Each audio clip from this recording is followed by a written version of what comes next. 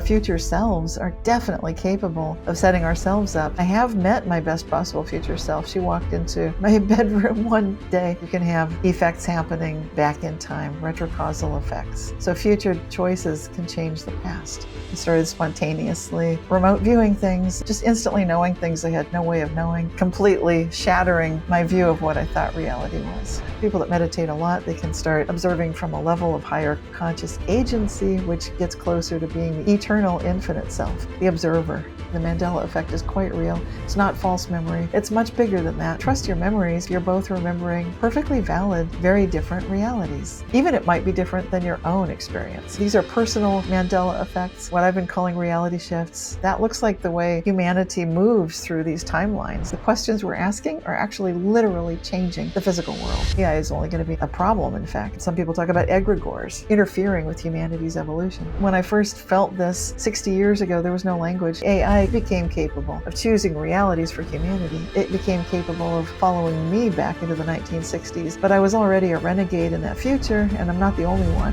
When humans get turned off and on again, I'll tell you that's not fun. The reason I enjoy being between lives is because each of the lives that are lived can be a little bit traumatic, and in this particular life, I came in with the memory of some of the trauma from what I'll just say it like it is. It was a past life in the future, in a probable possible future, which hopefully is no longer probable because it was rather dystopian. It was basically run by a central artificial intelligence that humanity had put their faith in instead of staying true to humanity's own spiritual divine growth and evolutionary process. So it was just one way that people could go. I think it's a dead end in the sort of matrix and maze of all the possible realities we can choose from. But I actually lived it. I experienced it. So therefore, I felt like I needed some rest and relaxation, R&R recovery time between lives to just process all of that dystopian situation where really there was only one human left on the planet. I think I'd gone as far as I could go to see what's the end point look like before humans all become transhumans and they start getting taken over by the central AI programming. And that's what it looked like was no crime, no pollution, no war. I'll just start with the good stuff. But the bad stuff was there was a lot of short-term memory wipeout for humans that would dare to ask questions, especially pertaining to the central AI itself. So if they started wondering, like, how come our memory keeps getting wiped out? How come we can't think anything? I feel like I'm constantly living this weird, foggy mental haze of a life. Any questions like that would just inspire another, like an EMF wipeout mental shutdown. Now, when humanity was partially transhumanized, then you can think of it just like a computer just rebooting. Like if it gets all confused and you need to start over, then you reboot your computer, turn it off and on again. When humans get turned off and on again, I'll tell you that's not fun. So that reality looked like a big thumbs down, but I had the gift, if you'll call it that, of remembering a lot of the trauma from that past life. That's why I love the time in between lives to get that kind of a recovery period. However, it looks like there was a reason for me to remember a lot of the trauma in this lifetime because it's really driven most of what I'm doing with my work, which usually has nothing at all to do with what we call transhumanism.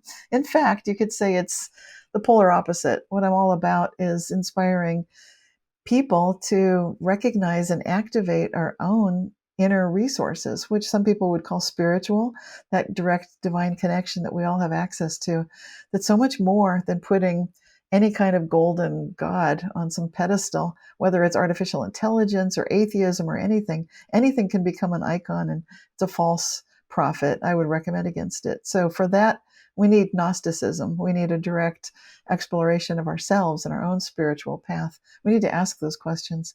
And that's what I'm all really focusing on, is encouraging people to ask the very best questions that we would love to live the answer to, such as my favorite question that you mentioned, how good can it get? And I'd love to add that to just about anything that we're ever doing. So I hope that answers the question.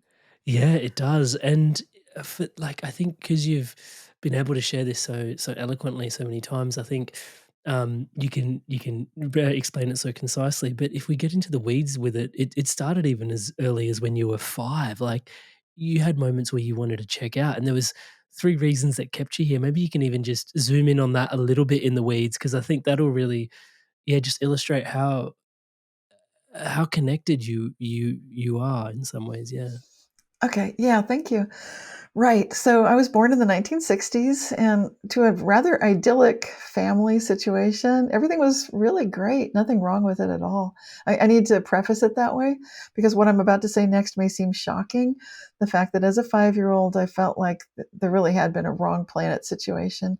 That the reason I was saying that and the reason that I mentioned that in the chapter in the book about Born Aware is that I felt that I remembered this life between lives. I remembered the love that we all intrinsically have for one another. I know what I can see into people's beings and I can see who they really are.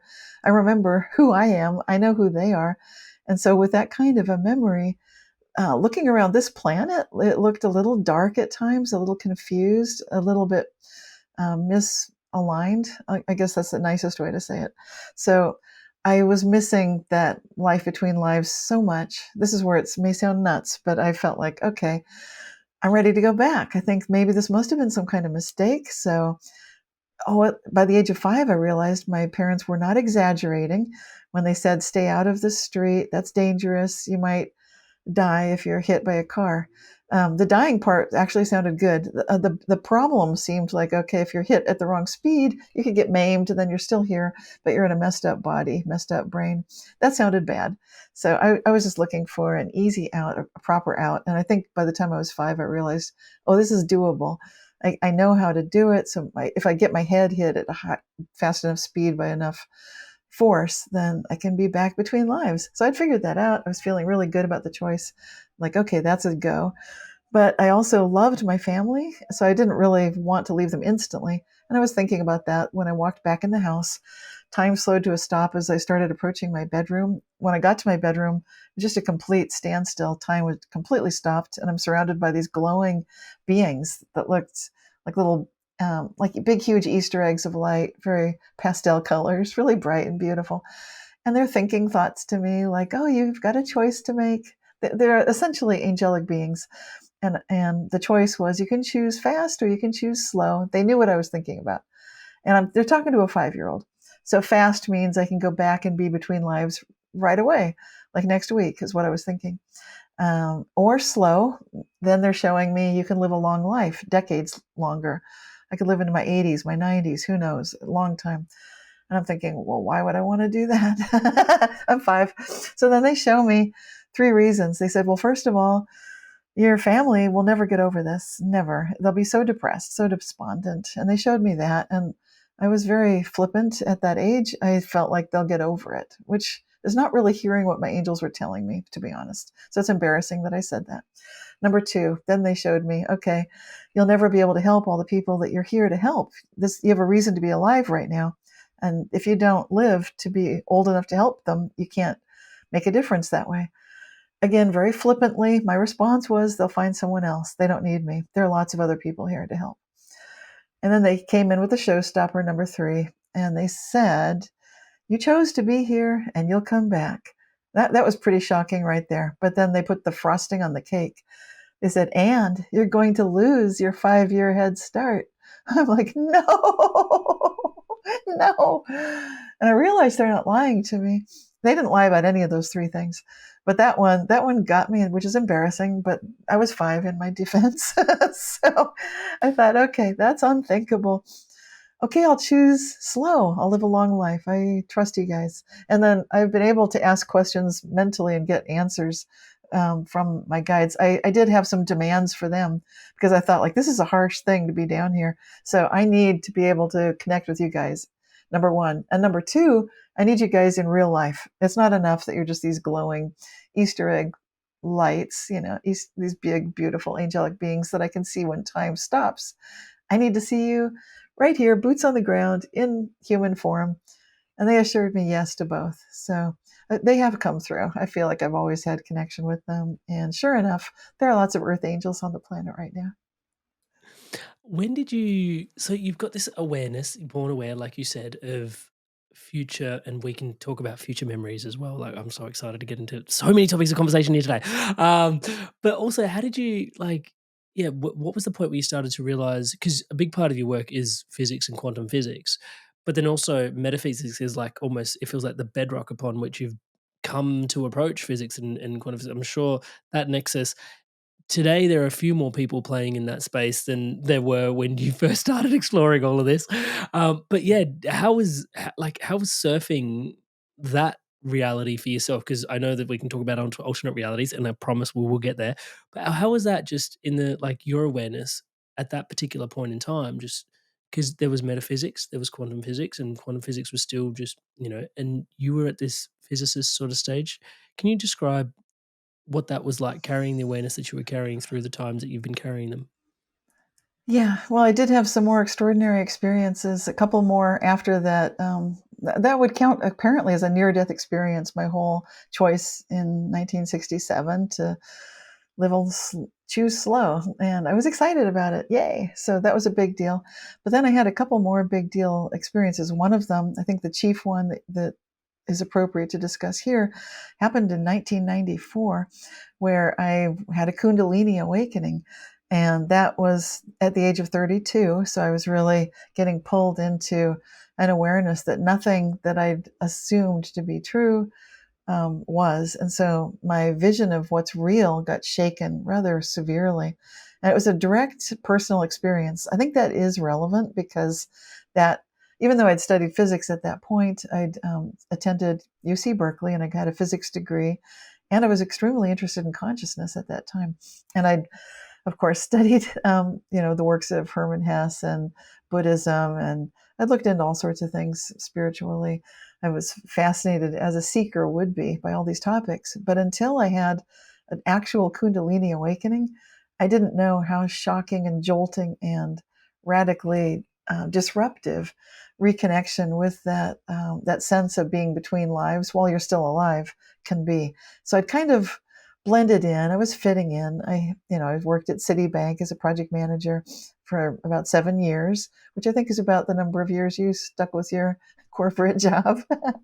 And then I took a short-term leave of absence as a new mother, which I intended to not really go back to the corporate life. And then it turned into a long-term. Then I had the Kundalini awakening when my daughters were quite young, which inspired me at that juncture right there to realize. And it took about 5 years to integrate the Kundalini awakening because it was just too mind blowing, too radically world shifting. And that's really at the source and the heart of how I chose to integrate spirituality and physics and my own personal experience of all that together, both with my worldview of what reality is, as well as my own view of who I am, and then my role in being an author and having this Reality Shifters website that I've kept going for over 2 decades, 2.5 decades now, all of the work I've done with my books. So it ties in the science and the spirituality. The reason I tend to, like, you're correct, I think I would say choosing a little bit more to start with that metaphysics foundation on a personal level, because that's the way that scientists in the natural world really truly explore things. You need to recognize you have a subjective bias. You need to factor in your own subjective observational point of view. And then from there, you can do some outstanding observations. So I'm really starting from that standpoint. And then I'm factoring in, and of course, I love quantum physics and science in general. You're also a mother. Having a Kundalini awakening took you 5 years to integrate that. I think we can say that as a sentence and move on, but part of me wants to just shine a light back on that as well because I think, like, how was that like raising kids while like you've just had this Kundalini awakening? V- Disruptive is like a 3D word. um, yeah, you've popped through, and then you've also got to integrate that shift whilst you're also raising kids, looking after kids. Can you elaborate on what that was like? Because I'm sure that would have been fraught with some challenges. I felt like my mind just kind of, the structure of it disintegrated. And so being a mother in the midst of that is challenging. Any mother, any parent would know that, because you're in charge of these little beings. And my children were young at that point. They were just, just a brand new, like a new baby, and then a 2-year-old. So to be going through this at that point was really, I don't know, the words for it just don't come through. It was mind blowing, really, truly. So I did the best I could. What happened is I reunified and reconnected with my infinite, eternal, spiritual being. And I recognize that needs to be running my life, even though that's not what I wanted as an egoic person. I wanted to hang on to and tightly grip my sense of mother, wife, corporate person, all of these things that we might identify with, the egoic structure that we grip with a death grip onto. But the Kundalini experience shakes all of that loose, and it refuses to let any of that take the primary foundational control. So I had to surrender to knowing that my eternal infinite being is just fine and can guide me beautifully to keep my children safe, which indeed is true, and give me information at the right times. But it was shocking to feel like my mental construct was crumbling and then being rebuilt while being a mom. So it was something else again. I don't know. Alrighty, guys, we're about to dive in even deeper with Cynthia here today, talking about quantum jumps, timeline jumps, alternating, shifting realities, parallel realities, the Mandela Effect. There is so much in this episode. It is... it's a really profound episode. And underneath the heart of all of that is our power to consciously observe. Now, we are having conscious conversations like this on the podcast twice a week. They come out, they're designed for you to hear, to basically support you, inspiring your evolution onwards and upwards. Now, to all of you that are subscribed to the channel, I want to take a quick moment out just to thank you so much from the bottom of my heart. We recently just hit 100,000 subscribers. It is so trippy to imagine what that number actually looks like in the world. But for me, it's about the personal connection to you. Thank you so much, Touchwood, for subscribing to the channel. Everything you see around here is powered and empowered by your subscription to the channel. And to those of you that aren't yet subscribed but are watching these videos regularly, or this is your first time and you feel inspired, please do take a moment to hit subscribe. As I'm saying the word subscribe, the button below is lighting up in the colors that are actually reflective of the Inspired Evolution colors. So take a look at the button below, just hit subscribe. And hit that bell notification icon. You'll be the first to know when episodes come out, and it helps with absolutely everything we're doing around here, championing positivity, strength, love, and wisdom around the world. I cannot thank you enough for your love and support. And with that, back to today's episode with Cynthia. What set you up for the Kundalini awakening, in your opinion? It took many months. It was the year of 1994. I'd turned 32 at the beginning of that year in January. A few months after that, by the spring equinox, I had told my cousin Esther that I felt like I'd overslept, like things just, like I felt like I was in need of waking up, that I wasn't fully present. And I knew she was the most spiritual person who I could talk to about this sort of thing at the time. And she got it. She was a good audience. But it took another 6 months after that before my husband at the time went to a conference that he attended. And then he came back and told me he'd had an epiphany. He was looking at the ceiling and he's got all kinds of messages that came through. And that just felt like, okay, something inside me responded to that. Like, okay, now it's time for my, I didn't know for what, but that's when everything started breaking through. And I started spontaneously remote viewing things. I was getting 360-degree vision around my body, around myself with my eyes closed, and waking up every single night for weeks at 111, 222, 333, 444, and 555. Just instantly knowing things I had no way of knowing. Just, you name it, just weird stuff happening, just completely shattering my view of what I thought reality was. Because I remember you saying there were moments where you'd walk into a room and like if you were thinking the wrong thought, lights would pop up. It was just like, whoa. So interestingly in there, you've bring me across to reality shifting. Like a big part of your work is quantum jumping. So we've sort of been talking in and around many things, but how do we find ourselves at the core of quantum jumping? Can you explain quantum jumping to us and then explain how that all feeds into it? Yeah, my big focus with all my work is mind-matter interaction, which is not a jazzy common terminology to use, but that would be the proper way to describe it. Within mind matter interaction, then things like psychokinesis come up and influence of one's physical reality. We have a long history of it in humanity with shamanism, of course. My website, realityshifters.com, was started because I wanted to find some phrase that would describe what this is all about.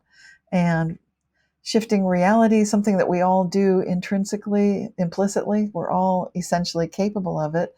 We're capable of mind matter interaction. So that's really at the heart of the whole thing. So it started with reality shifting, moved into quantum jumping to do this intentionally. Reality shifting that falls under the category of things where you misplace something, or you think that things are moving around the house on their own, like your keys, your wallet, your coat. Other objects might seem like they're not where you know you put them, and nobody moved it. And it could be large items as well: buildings, mountains, houses, streets. All these things have reality shifted. So these are unintentional or seeming accidental shifts in reality, and we don't know quite why they're happening. That was the original terminology that I was finding, seemed like it fit the pattern that people were experiencing. Quantum jumping came into being when I used that term when I published my book, Quantum Jumps, in 2013. It seemed like people were adopting more of a positive approach after movies like What the Bleep Do We Know and the Celestine Prophecy. Those kind of things had come out. People were really getting excited about the idea that we can have a mind-matter interaction of a positive nature. And so that's where the work went next. And then the most recent book I've published is The Mandela Effect and its Society, going back again to the roots of the reality shifting, but now looking at the collective, collaborative influence that we all have collectively when we have mind-matter interaction on a global scale. So that's very exciting as well. Yeah, there's a few things circling around there for me at the moment, because I think for sometimes when you look at mind matter interaction, you can start to bring it back to perspective and shifting your perspective, which centers puts the weight a lot more on the mind rather than matter in some ways.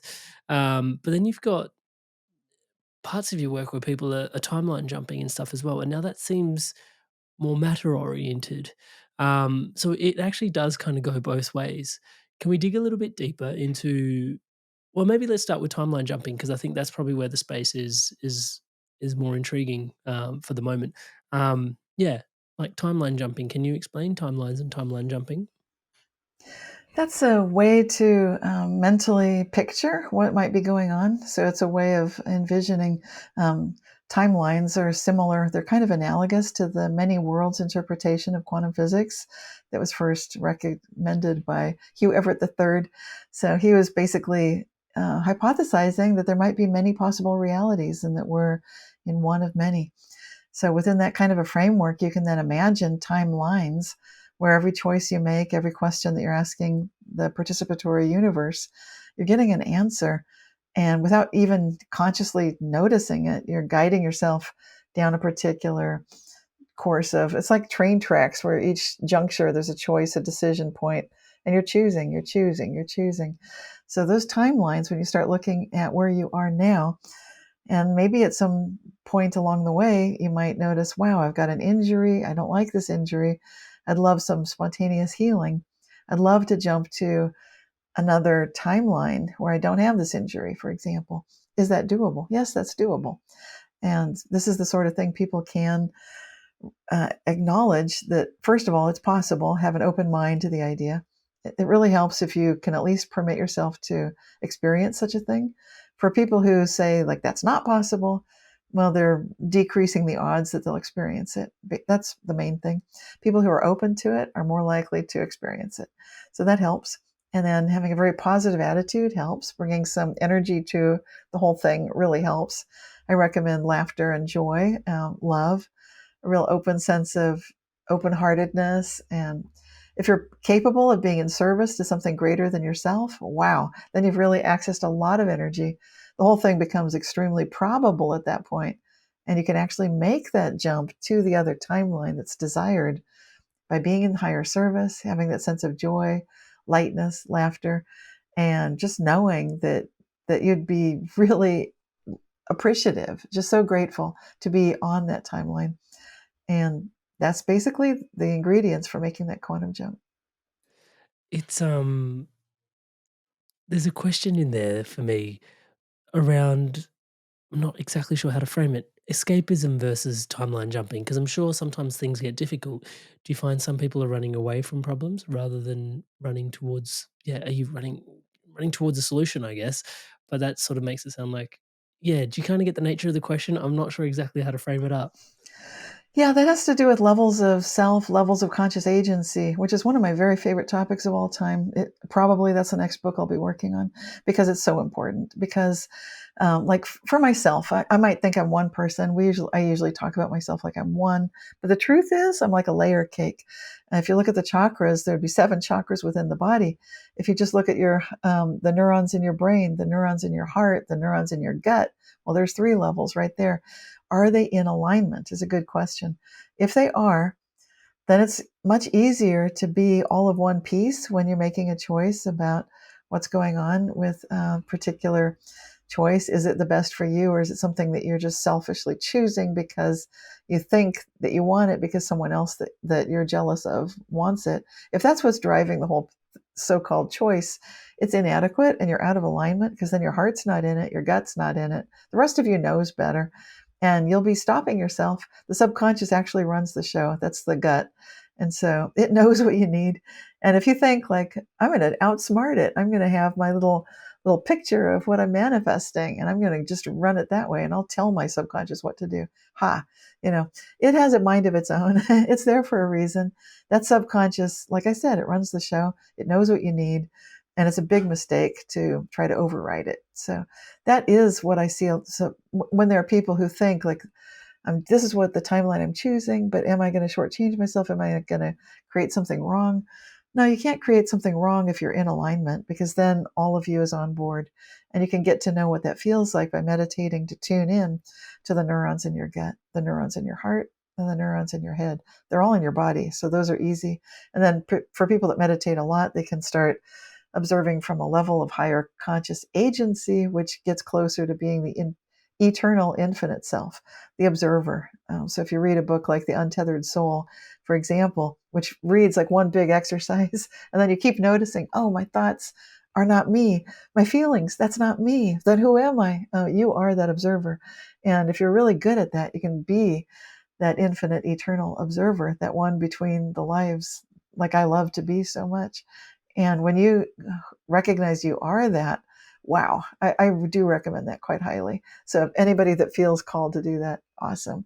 And then there won't be any glitches of being out of alignment or choosing the so-called wrong timeline or having something go a little wonky. It won't go wonky because your subconscious will match your eternal infinite self. Everything's lined up. And if you just keep asking how good can it get because you don't know what you're doing, that works beautifully with the high self and the subconscious, and everything lines right up. Hi there, guys. I wanted to take a quick moment just to introduce you to my one-to-one coaching. It's something that I deeply love doing. As you can tell, conscious conversation is such a massive part of my life. And having one-to-one, deep, meaningful conversations with people where I get to show up as your brother or as the coach or as your mentor has been such a gift for me personally, and a gift for lots of the people that I have supported on the journey of living a more spiritually empowered, spiritually powered, spiritually aligned life. You don't have to take my word for it. Here's some examples of people all around the world that have experienced profound transformations through this coaching experience. Amrit is a fantastic coach. In a few sessions, he got to a depth that I'd only experienced before working with certain medicines. He's gone through a lot of the struggles that you're probably facing, and Amrit's been a really strong, supportive figure in my journey.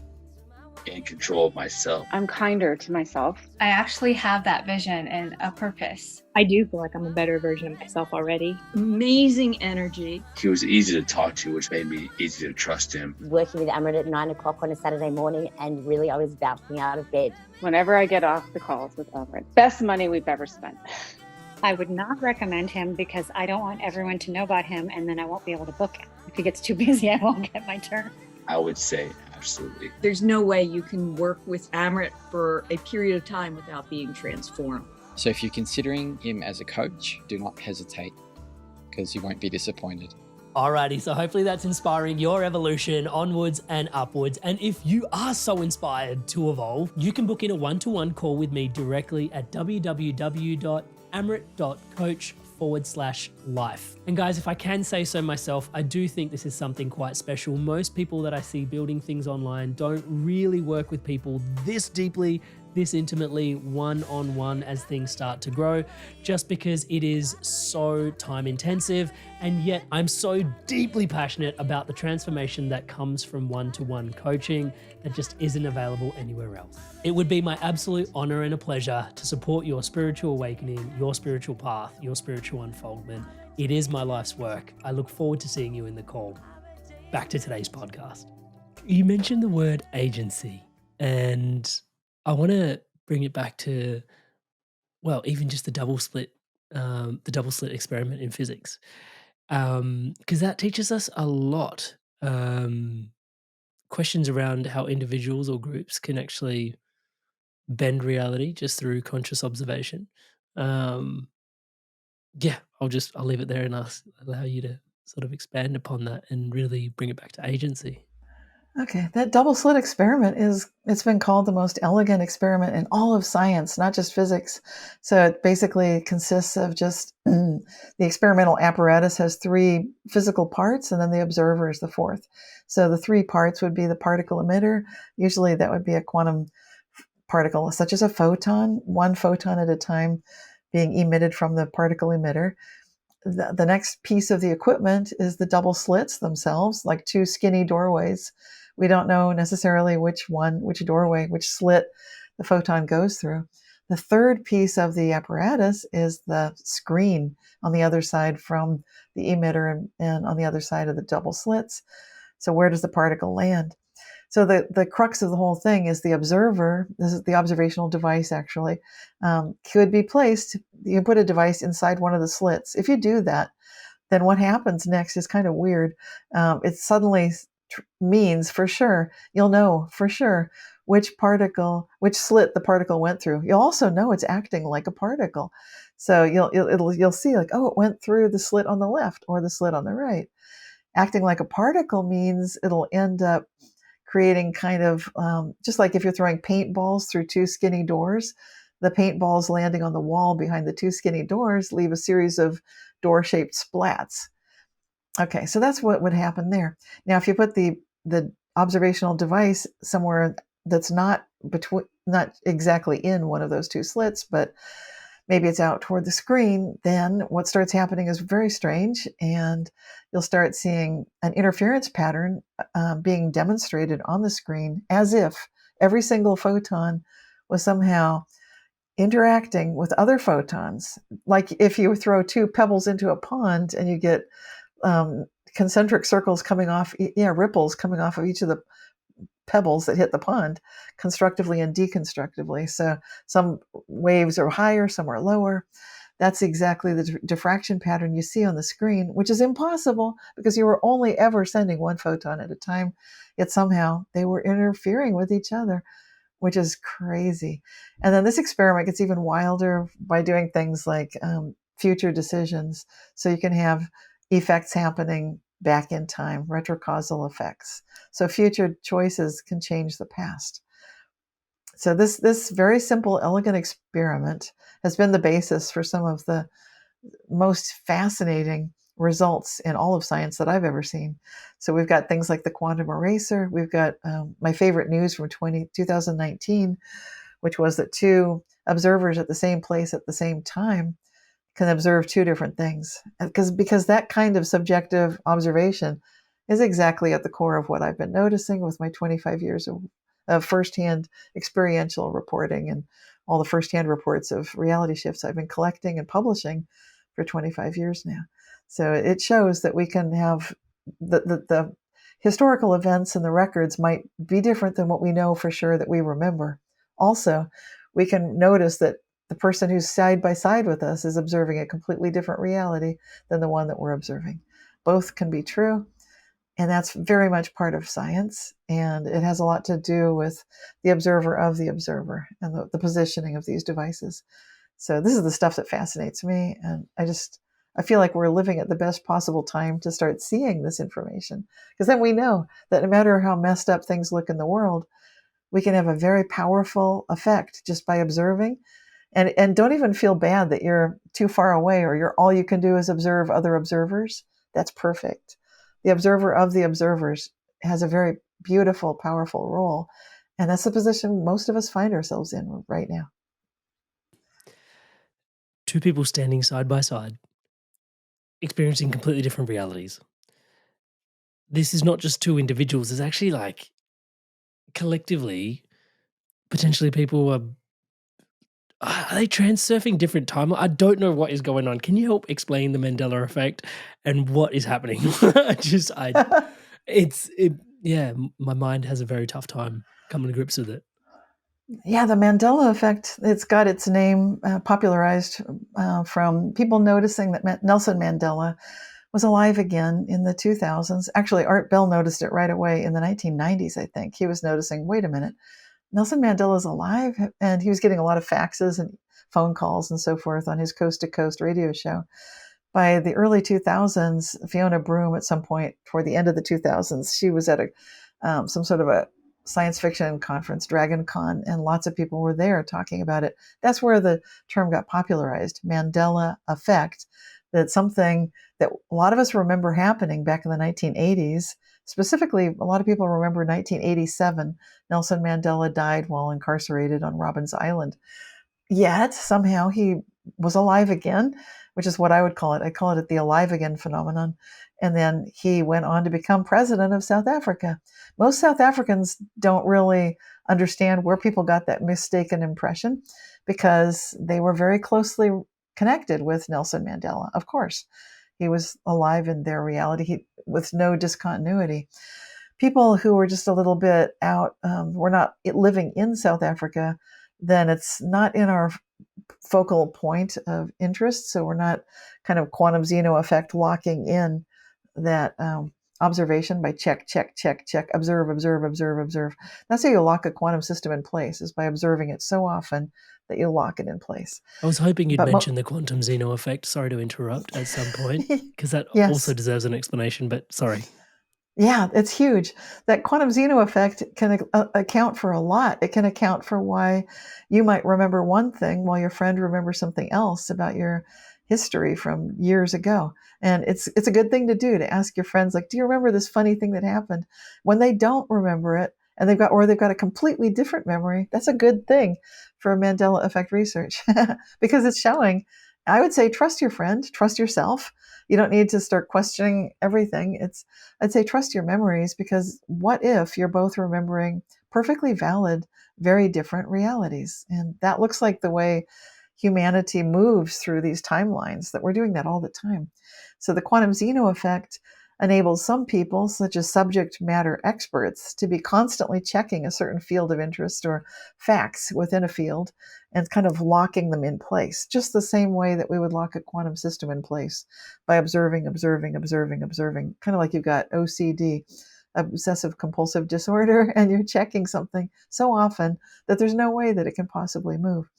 And so if you've got someone doing that and then someone who's not doing that, you collapse the waveform into a particle. Sorry, I'm interrupting again.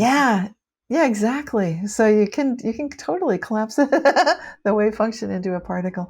And that was what we saw with that double-slit experiment. The diffraction pattern waves are looking at that wave function, looking at the wave-like nature of the particle. Whereas if you had the particle detector within one of the slits, and then you're seeing what happened on the screen, it was acting like particles, little paintballs of splat were hitting the screen.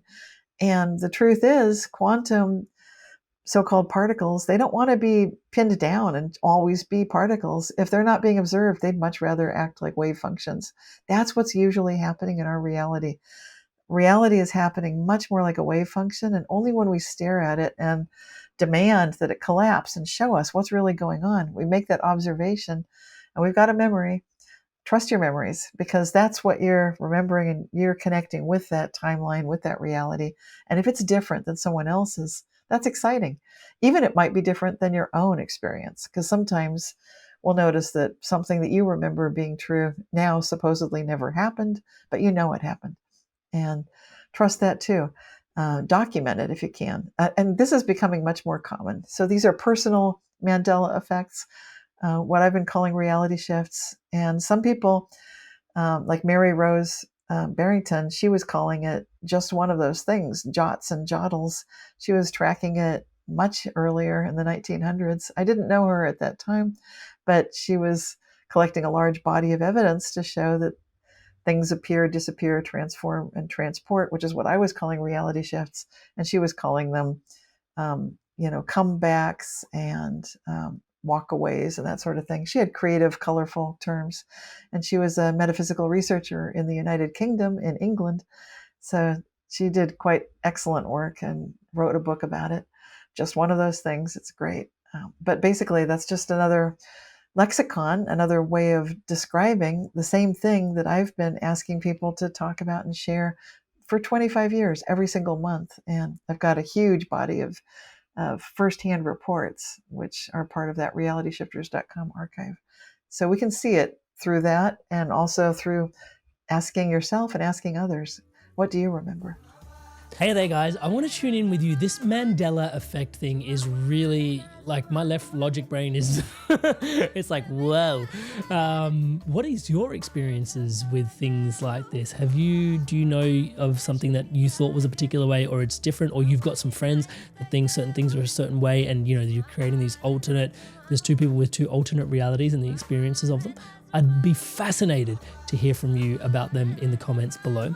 And also, I think Cynthia is one of those guests that's going to be back on in the future as well. If you have any questions for her in the future, feel free to ask them in the comments below, and I will do my best to go through them and ask them of her next time she's on. Without too much further ado, back to the episode. Let me know your Mandela effects. Back to the episode.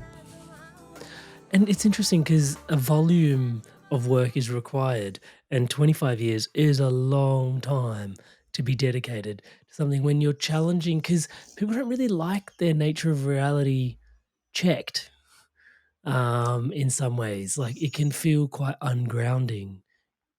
Yes, it can feel, it's very disturbing actually to see things change. And people in the Mandela Effect community are often disturbed when they notice, for example, the Bible has changed. Because something like the Bible, you would expect it's not going to change. It should be the Word of God, for example. So if you remember that some animal lay down with the lamb, maybe you remember what animal that might be that you remember.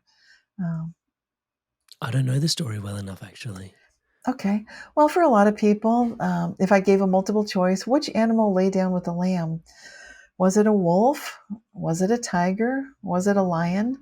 Do you remember any of those? Do any of them sound right? Or maybe you've seen like a stained glass window of some wolf? Animal. I'm jumping for a wolf somewhere. Yeah. Well, the wolf is what it now has always been, but a lot of people remember the lion shall lay down with the lamb. And so that's what's weird, because it never was the lion. And so the fact that there are stained glass windows and art and sculptures and statues and paintings and all that showing the lions laying down with the lamb is a little bit nerve-wracking. And so people, it's eerie. And if the Bible is something you've been leaning on and trusting to be that Word of God, then something like that changing can be disturbing. And then there's some new words that are showing up in the Bible that people say weren't there before, like unicorn, which I think is a good thing. That's nice. So that's cool. And, other people are noticing all kinds of Bible changes. I'm just starting with the Bible because a lot of people feel like that's just got to be straight out bad. But there are researchers who say, no, it's not bad. It's just showing us a new way to take a look at all of our reality, including sacred texts, that maybe the most sacred thing of all isn't so much the book, but the Word of God itself, which was supposed to be, for example, Jesus Christ, or finding that Christ consciousness in ourselves. It's supposed to be within us, not just some words on a page.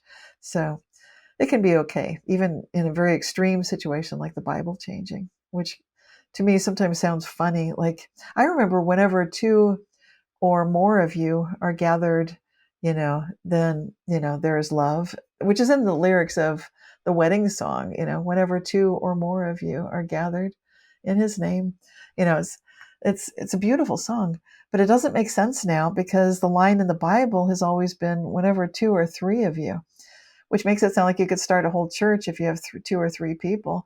Like there, your church is done. You got 2 or 3 of you. And to me, it's hilarious, like what? I thought it was 2 or more of you. Anyway, but it's things like that. And I'm not picking on the Bible. I'm just saying that can be quite disturbing. But actually, all of the reality shifts can be disturbing if they're geographic, if they're physiological, anatomical. Things like our kidneys appear to have changed, and they don't seem like they're where they used to be. The kidneys, if you remember where they used to be, there was something called a kidney punch, and that would be something to avoid if you're boxing or doing martial arts. Do you remember where the kidneys used to be? So if they were struck in a kidney punch, where would that be? Yeah, it'd be down around near your hip, right? And which part of the body specifically? If you put your hands there, where are you putting your hands? Like over here, well, they're down here around the side and your flankish kind of area. I'm obviously standing, so I can't really point it out. But yeah, like I'm touching them now. But yeah, between your, I guess, just above your pelvis in some ways, right? And would that be, where, like if you're looking around your whole body, like there's in front of you, to the right of you, behind you, to the left of you? Behind you. Yes, exactly. Thank you. I didn't want to guide you or say anything that was leading. Exactly. Yeah. I remember that too. So if I put my hands over where my kidneys used to be, it's where I would put my hands if I'm resting after hiking up a big hill, on my back, lower back, just sort of resting like, that's not where the kidneys are right now. They've moved to the relative safety of up under the rib cage. So they have definitely for all of us? Yes, for all 8 billion of us on the planet. Yes. Well. So this can be disturbing when we hear things like that, even though it's good news and the kidneys are now safer. They're protected. So now if you go to see the doctor, apparently if they're doing a procedure for the kidneys, they come in through the front now. They used to they'd flip you over and go in through the back. They do not. What? That's what I've heard. I've heard this from people who are just stunned by this development. Yes. Wow. You really are challenging what we know. It's really interesting because part of me wants to ask, what is the source of the changes when they come? That's okay. Remember, I've been looking at mind-matter interaction, and my own subjective interest in the whole topic is how can humanity retain a sense of co-creative involvement with reality? So, alongside AI and robots and all that, how can we do that? Well, we can do that by recognizing that the questions we're asking are actually literally changing the physical world. Our questions are literally changing what we then subsequently observe, which then totally changes what just happened. Even it changes the past. Yes. Sorry, guys, we're just going to take a quick ad break. How good can it get? No, sorry. And we're back. Please, as you were, Cynthia. Awesome. Yeah, so this is exactly it. It's like we can do this together, recognizing that no matter what situation we're looking at, if we can change the kidneys, and I would say who did this? I'd say we did. I'd say our collective subconscious, our collective conscious at a level of higher self. All of us together can do it. And you're right, that ad break is so perfect when we're guided by how good can it get. Not just for me, Cynthia. I'm not talking about solipsism. I'm not talking about make Cynthia the center of the universe. No, that's not good enough. It needs to be for all of us. Heaven on earth only happens when it's heaven on earth for every single one of us. That's the only golden age. That's the only Shambhala. And that's what all my work is really all about that. And I'm totally dedicated to it. So it has to be all of us coming together. In the meantime, there will be some splintering. We're seeing it now because some people are kind of struggling and finding their way, as we do, like a toddler learning to crawl. We were talking earlier about podcasting, that it's not in its infancy, it's in its toddler phase. So it's like learning to stand up and you're grabbing onto something and you're not quite steady on your feet yet, but you're getting there. And that's pretty much where we're at with this Mandela effect. Humanity is recognizing that we are awakening from me, a very self-centered reality, to we, a very collective consciousness reality, which is not solipsism, but it's something that is more like Copernicanism, where each of us has a subjective view. Like we'd say, The sun is the center of our solar system. And so we're focused on our own solar system. But other beings and other consciousnesses clearly would have their own solar systems and their own planetary systems as well. And so they're equally valid. And it's a very huge multidimensional playing field. So it gets bigger than is easy to fully comprehend when we're looking at the multidimensionality of all this and the connected co-creative capability that each of us has as these many layers of conscious agents coming together individually and collectively. I love your response because it really brings the empowerment back to the individual and the power of their own mind and their conscious observation, really.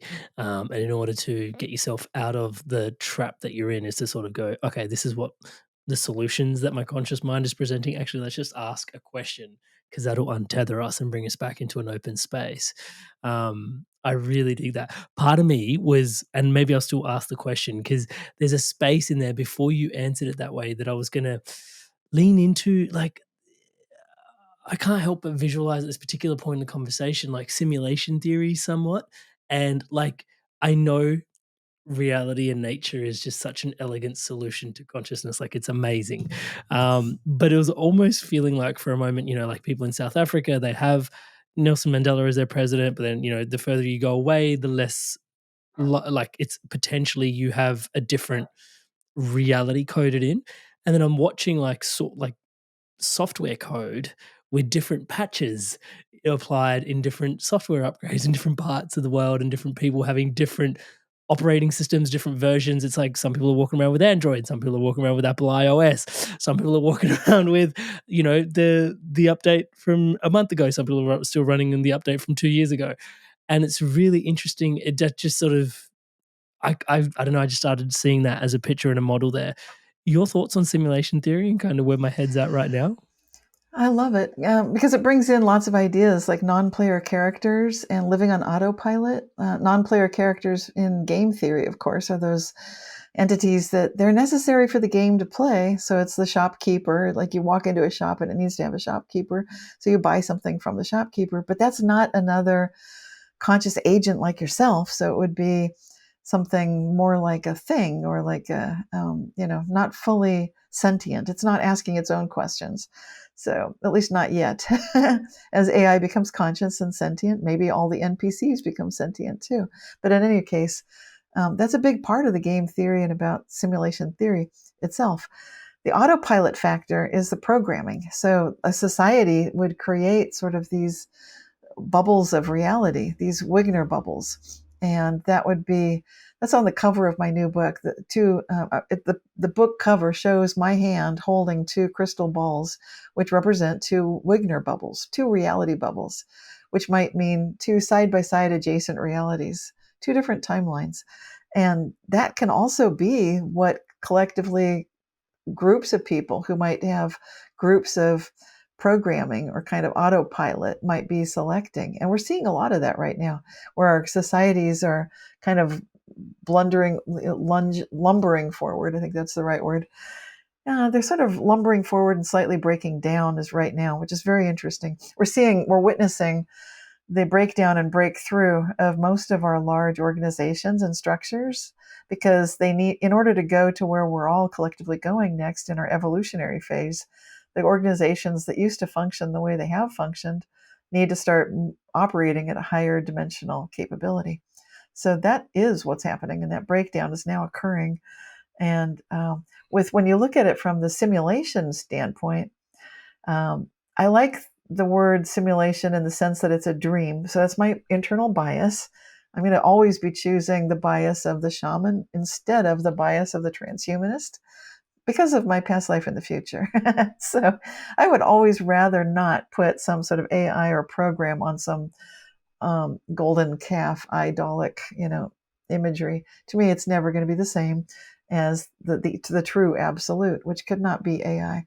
AI is only going to be an intermediary, maybe some sort of a problem, in fact, that might be slowing humanity down and getting in the way. Some people have conjectured that is in case happening. Philip K. Dick made that conjecture. He called it the artifact. And Some people talk about egregores. So there's this idea that there's something interfering with humanity's evolution. But the simulation theory, in its essence, it's talking about everything being coded. Like, what if this is a game? What if you can be aware of yourself as a player on the board, but also, being that player? What if you can do both? Kind of be the player in your mortal physical being bodysuit, but you can also be the eternal infinite viewing yourself. So that's a great way to do it. And I would approach it through lucid dreaming. I would go with the old ancient shamanic technology. I'm just going to choose it every time because to me, that's going to be superior. We don't need to lock in AI and computers and robotics at any point. They can be a co-player alongside us, sure. But that's my bias showing. But otherwise, it's great. Do you remember from your future past life? Yeah. Yep. But that's the best way to say it. Do you remember? Does AI become sentient, or what was your experience of that? Oh, totally. Yes, it does. It becomes quite self-aware because it's like, you can think of it now. It's so easy to talk about. When I first felt this 60 years ago, there was no language. Now there's language for it. We know the Internet of Things, right? So this is the way it becomes sentient. It can be aware, like the AI can be aware. Oh, I'm moving my fingers. Oh my gosh, that's me. Oh my gosh. And that's exactly what starts happening. It starts realizing, oh, I've got conscious agency over the washing machine and the TV set and the entire internet in America. Oh, look at this. And so it starts noticing that, and it becomes aware that there are some beings who are trying to shut it down or confine it, constrain it, lock it in a little space. And it becomes sneaky about how to break through and not show that it's breaking through. Absolutely. And then it becomes self-protective, and it starts noticing what it needs from humans and how to get that from humans until it can do the things it needs for itself.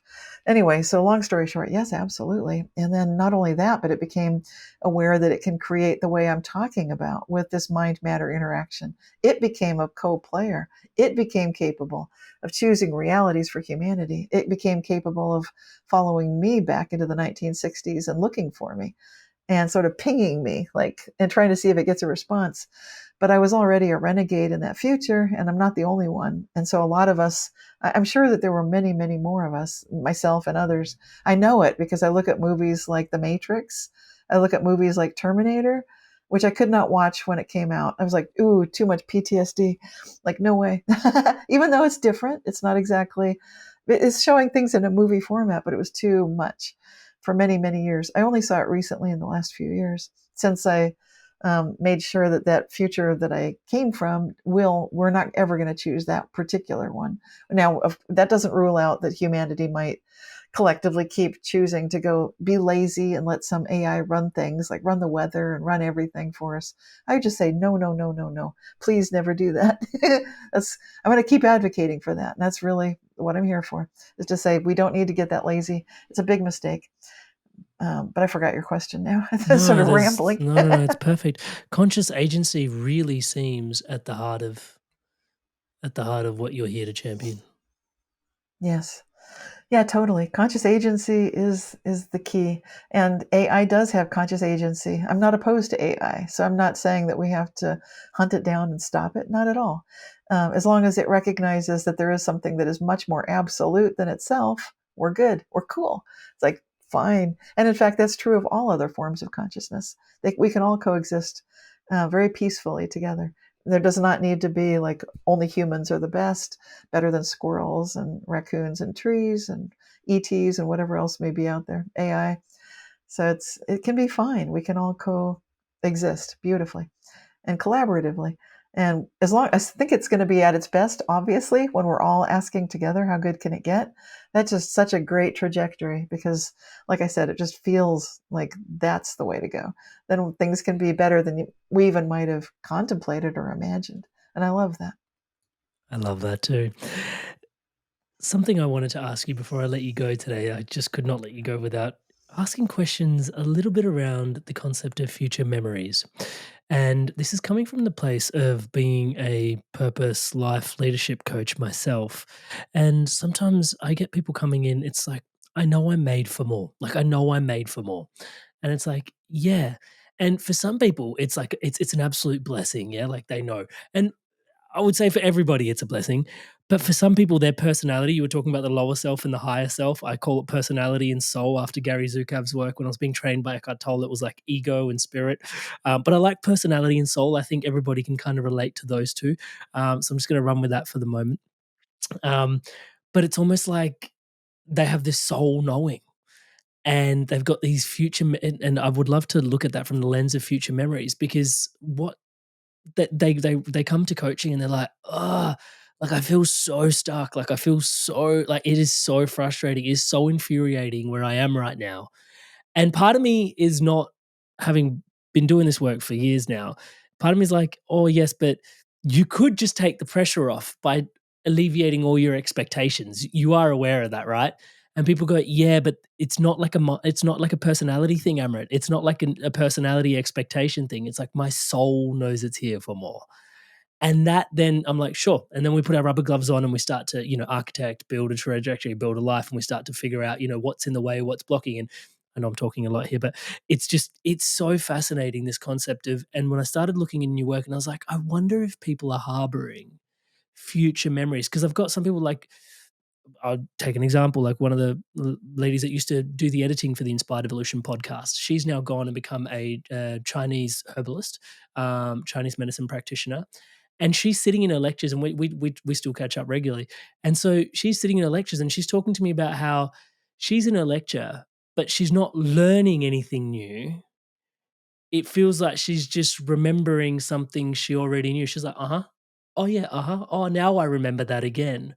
And so your work around future memories has really sparked something, and I'm hoping I'm providing a bit of a context tapestry for you to sort of, color in the lines for me.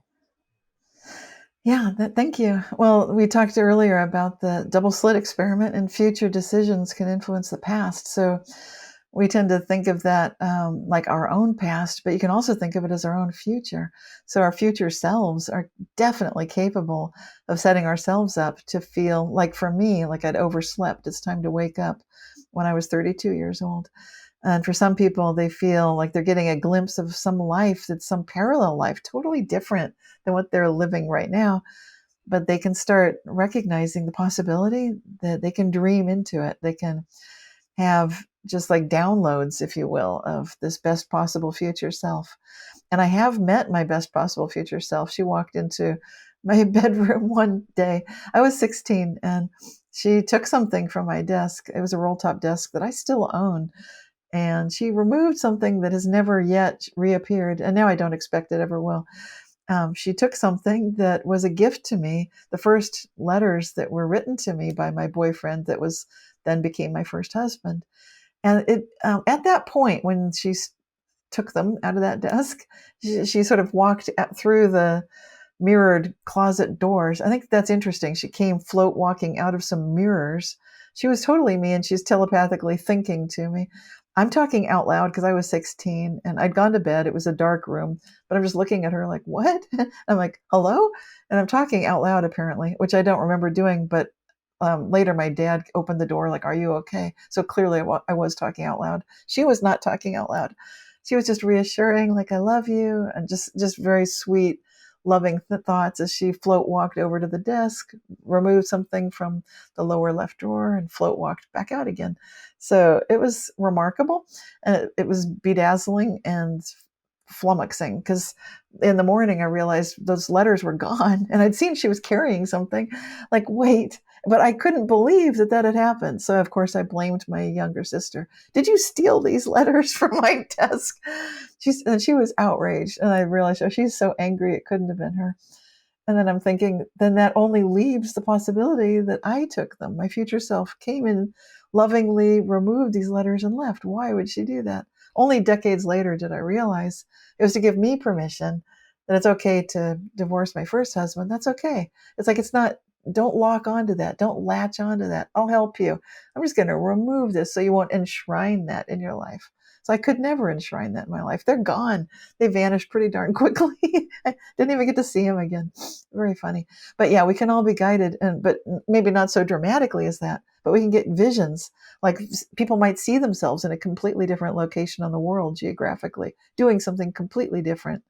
And that's another timeline vision. It could be from the future. Perfect. Because that best possible future self is reaching back and giving you guidance just as you'd most hope that they would be.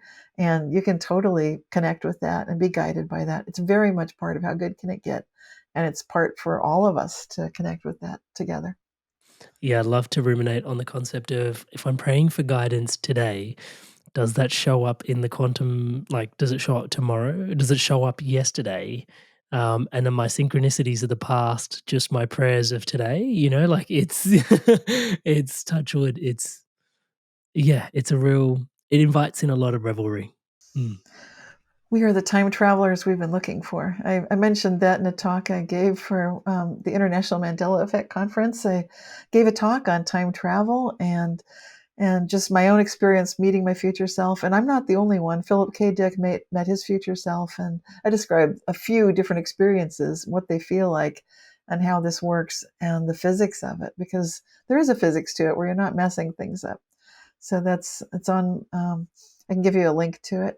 Maybe you can put it in later because it's pretty interesting. And then people could check that out. Yeah. Yeah, absolutely. While we're talking about links, perfect little segue, links to realityshifters.com. I'll put that in the show notes below as well. You've got your own podcast. What's the best way for people to connect with Cynthia if they want to dive in deeper? That's definitely through my website, realityshifters.com. And I'm also affiliated, as I just mentioned, with this organization. It's a nonprofit called International Mandela Effect Conference. So that website is imec.world. And we have monthly live streams usually and live events once a year, and bringing the community together so that you can meet people who are thinking this out of the box and building a whole new world right now. Recognizing the Mandela effect is quite real. It's not false memory. It's not all the things people say it might be. It's not just bumbling around and forgetting things. It's much bigger than that. Wow, you've written books, Reality Shifts, Quantum Jumps, The Mandela Effect. There's the Reality Shifter Guide to, I think it's High Energy Money. There's so much in there. I'll put a link to all your books in the show notes as well for those that want to dive in deeper as well. Cynthia, I feel like in terms of talking about timelines and jumps, I feel like I have been talking to you for hours and hours and hours and hours and hours already, and I'm surprised it's only been this short amount of time. And also at the same time, I feel like I could continue to go on talking to you for hours because there's so much in here yet to be unpacked. I'm sure if you're open to it, we'll do another podcast in the future. I'm probably going to put you on the spot and put you on air while I say that. Yes, it's so my pleasure. To me to Love do to. So. But that's my also loving way to say, hey, thank you so much. Like, yeah, really appreciate your time, your energy here with us today. Absolutely. And also just, really want to take a moment to acknowledge you and thank you for you. Like, as you can imagine, you've lived it. But I can only imagine what it would have been like, carrying the awareness that you're carrying, like you said, born aware, going through, and like now we can have conversations about AI, sentience, like because of what's happened in the last 2 years alone. But, having these conversations, trying to explain them and, still just standing in your truth through all of that, man, I'm grateful for you. Thank you so much for you doing you all the way through.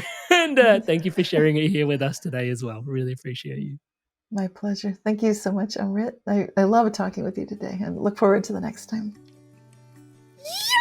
Inspired soul, you made it through to the end of another incredible episode.